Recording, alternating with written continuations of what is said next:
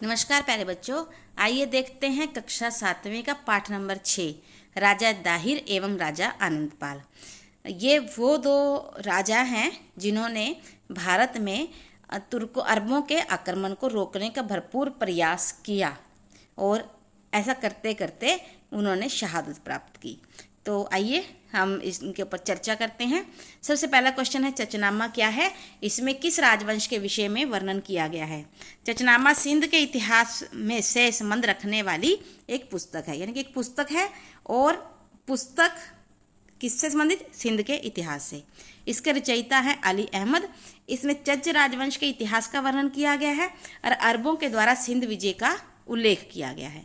उसके बाद दूसरा क्वेश्चन है, अरबों ने सिंध पर आक्रमण किया, उसके क्या उद्देश्य थे? आप इसको चाहे तो पॉइंट्स में लिख सकते हैं, अदरवाइज इसको पिक्टोरियल फॉर्म में भी लिख सकते हैं। नंबर 1 राज्य का विस्तार करना, नंबर 2 इस्लाम धर्म का प्रचार करना, नंबर 3 भारत का धन लूटना।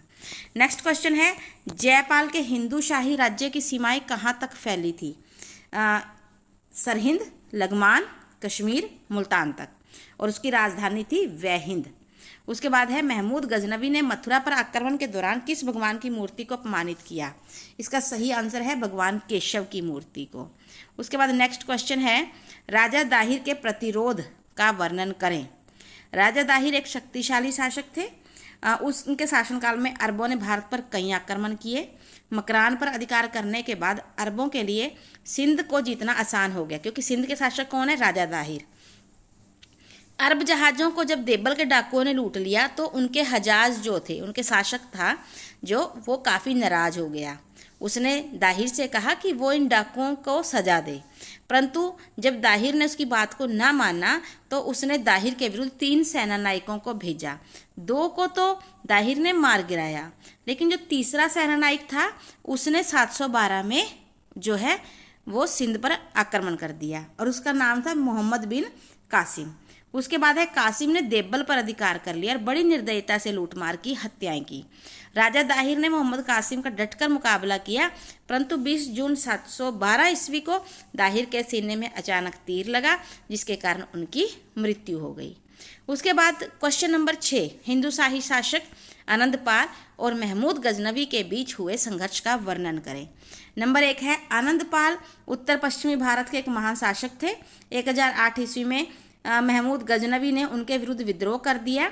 इस युद्ध में ग्वालियर, उज्जैन, कालिंजर, अजमेर की सेनाओं ने आनंदपाल की सहायता की और 30,000 खोखरों ने भी आनंदपाल की सहायता की। आनंदपाल के पुत्र त्रिलोचन ने भी विशाल सेना का नेतृत्व किया, जिसे देखकर एक बार तो महमूद को लगा कि मैं हार जाऊंगा, परंतु जब ये सब कुछ इस युद्ध में आनंदपाल की विजय जब निश्चित लग रही थी, अचानक से आनंदपाल का हाथी चोटिल हो गया और वो युद्ध भूमि से भाग निकला। बस ये सब देखते ही जो सेना थी उसमें भी भगदड़ मच गई और आनंदपाल की विजय जो थी वो पराजय में बदल गई। क्वेश्चन नंबर 7 है, महमूद गजनवी ने जो सोमनाथ पर आक्रमण किया था उसका वर्णन करें। सोमनाथ का मंदिर गुजरात में है और बहुत फेमस आक्रमण था उसका, जो उसने सोमनाथ के मंदिर पर किया था, क्योंकि जो सोमनाथ का मंदिर है ये हिंदुओं की श्रद्धा का केंद्र था। 1025 में जब महमूद ने सोमनाथ के मंदिर पर आक्रमण किया तो मंदिर की रक्षा करते हुए 50,000 हिंदू मारे गए। यहाँ से उसने भारी धनराशि, हीरे जवाहरात, सोना चांदी भी प्राप्त किया। महमूद गजनवी ने यहाँ सोमनाथ की मूर्तियाँ तोड़ दी, भारी धनराशि लूट ली, हीरे जवाहरात भी सब वहाँ से ले गया। इस प्रकार भारत की धन संपदा के साथ साथ भारतीय कला और संस्कृति को भी उसने नष्ट कर दिया। नेक्स्ट क्वेश्चन है, महमूद गजनवी ने जो भारत पर आक्रमण किए थे वो मतलब उसमें धन संपदा के साथ साथ भारतीय संस्कृति को भी बहुत हानि हुई। कैसे? नंबर 1, उसने भारतीय नगरों पर आक्रमण करके उन्हें पूरी तरह नष्ट कर दिया। उसने बेहद सुंदर मूर्तियों को तोड़ दिया, उसने मंदिरों को तोड़ा, उसने सब मंदिर मूर्तियों की कला और संस्कृति के जो केंद्र थे उसे नष्ट कर दिया। उसने भारी संख्या में पुरुषों, स्त्रियों व बच्चों को दास बनाया और इन आक्रमणों से डाकुओं के मन में इस्लाम धर्म के प्रति घृणा उत्पन्न हुई।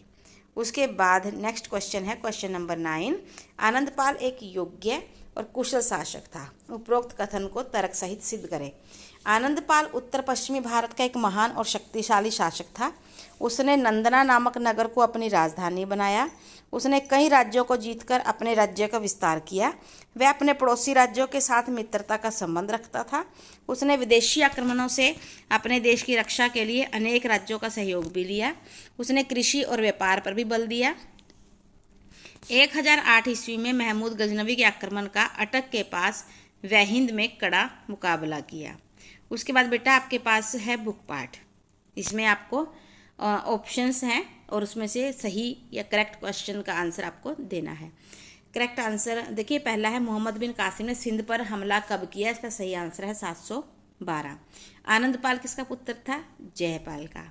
और आनंदपाल का बेटा कौन था? त्रिलोचन पाल। नेक्स्ट है ताहिर की मृत्यु कब हुई? 20 जून 712 को तीर लगने से। आनंदपाल ने अपने शासनकाल के दौरान किस नगर को अपनी राजधानी बनाया? नंदना को। जबकि जयपाल ने किसको बनाया था? वहिंद को।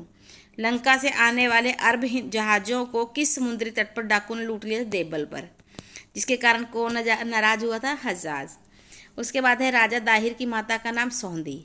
8वीं सदी के आरंभ में अरबों ने सिंध के किस तट पर या डैश तट पर अधिकार जमा लिया? मकरान। विधवा रानी बाई ने अपनी पवित्रता बचाए रखने के लिए डैश प्रथा द्वारा अपने प्राणों को त्याग दिए। जोहर। जोहर में क्या होता है? बहुत सारी महिलाएं मिलकर अपने आप को जो है आग के हवाले कर देती हैं और अपनी जान दे देती हैं।